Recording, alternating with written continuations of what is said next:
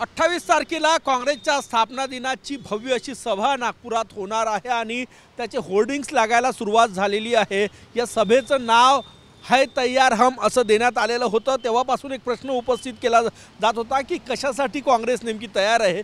त्याचं उत्तर या ठिकाणी देण्यात आलेलं आहे, महिला अपराध के खिलाफ है तैयार हम।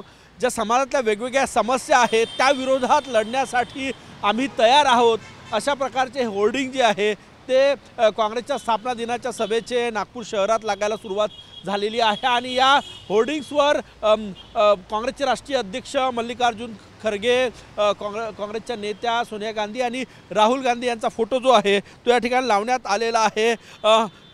लोकसभा निवडणुकीचं रणशिंग काँग्रेस या सभेतून फुंकणार आहे।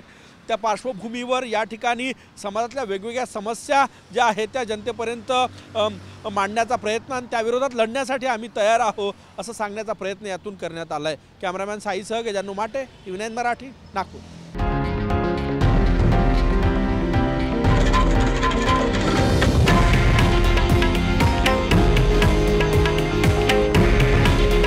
हे आहे देशातील नंबर 1 न्यूज नेटवर्क आणि आपण पाहत आहात TV9 मराठी।